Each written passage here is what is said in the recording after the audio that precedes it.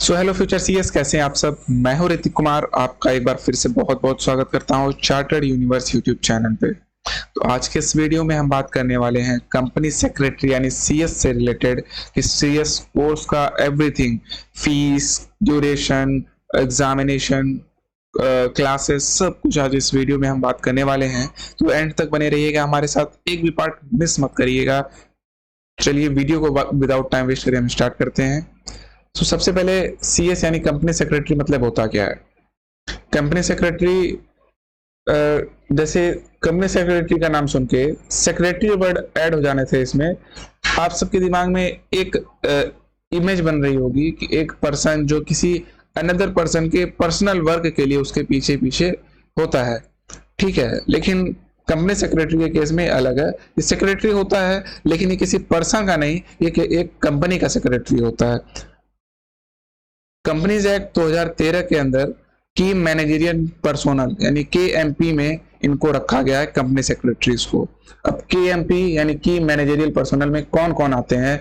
CEO यानी chief executive officer, managing directors, whole time directors, CFOs और other जो क्या बोलते हैं स्पेसिफाइड ऑफिसर्स होते हैं, वो की मैनेजरियल पर्सोनल में आते हैं। साथ ही हमारा कंपनी सेक्रेटरी भी इसी लेवल पे आता है, यानी कंपनी सेक्रेटरी आप CS अगर आप हैं, आपका CEO, MD, CFO से आपका लेवल रहेगा कंपनी में। अब बात कर लेते हैं कंपनी सेक्रेटरी यानी CS का वर्क क्या होता है।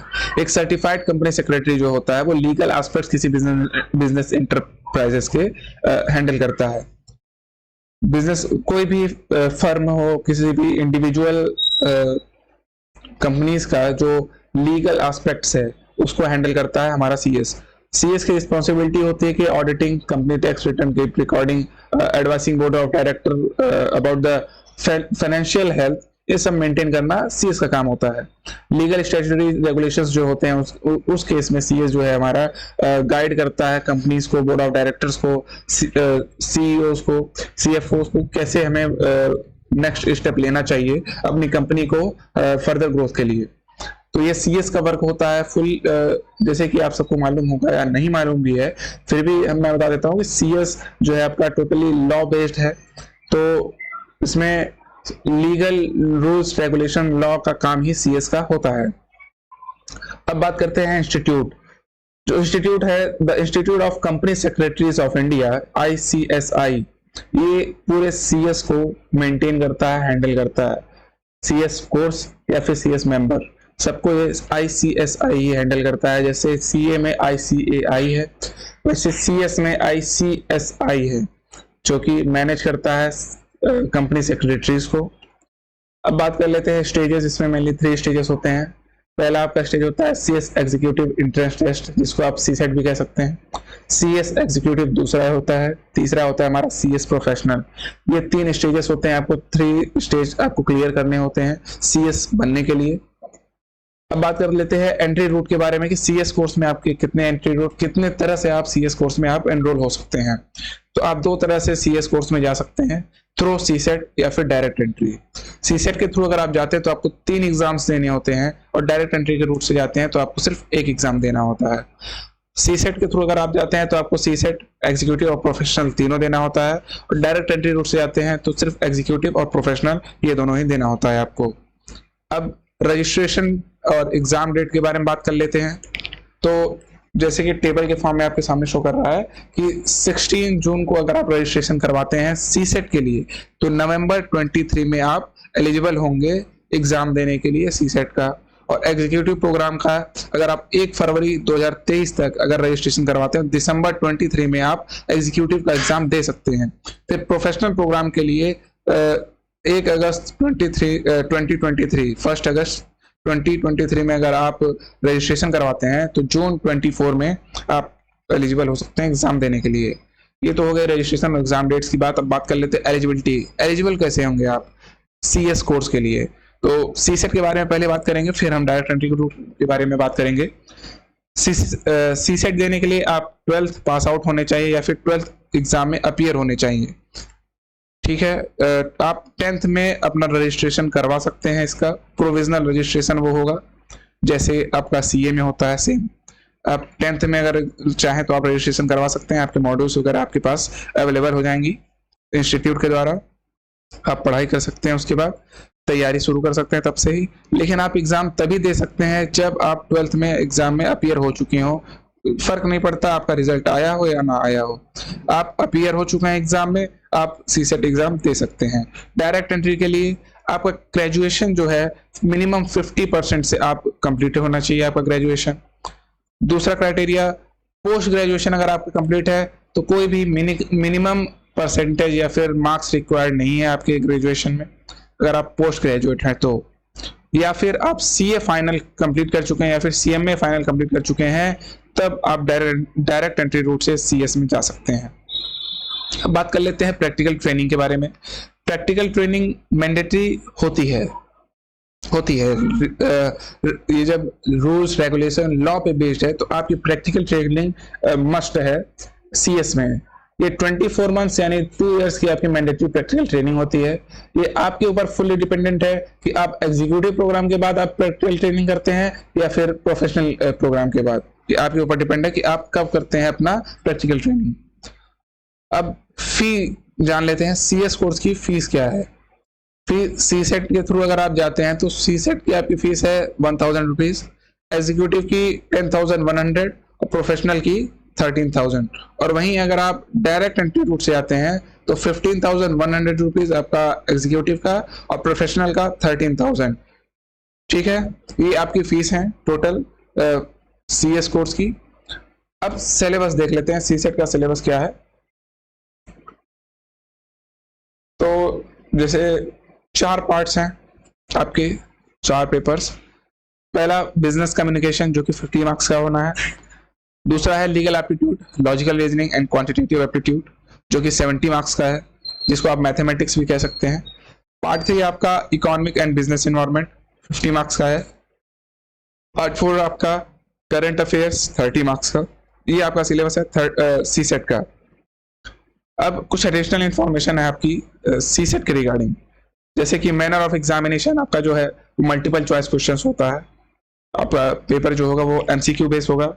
निगेटिव मार्किंग नहीं होनी है आपकी, सबसे बेहतरीन बात है कि आप में निगेटिव मार्किंग नहीं है। जैसे सीए में निगेटिव मार्किंग होती है 0.25 की, तो इसमें आपकी निगेटिव मार्किंग नहीं है। मोड ऑफ एग्जामिनेशन आपका ऑनलाइन मोड पे होता है। एलिजिबिलिटी 12th पास या फिर अपीयरिंग हो आप तो आप एग्जाम दे सकते हैं सीसेट का।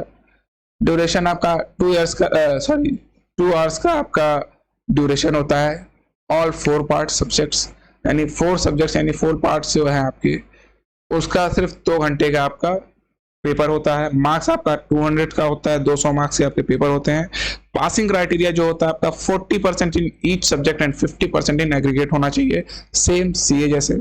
यानी कि अगर आप 200 मार्क्स में से सभी सब्जेक्ट में आपको 40 प्लस लाना है, ठीक है, 40% से प्लस लाना है सभी सब्जेक्ट्स में, और एग्रीगेट ओवरऑल आपका 50% से ज्यादा आपका परसेंटेज बनना चाहिए, तब आप पास माने जाएंगे।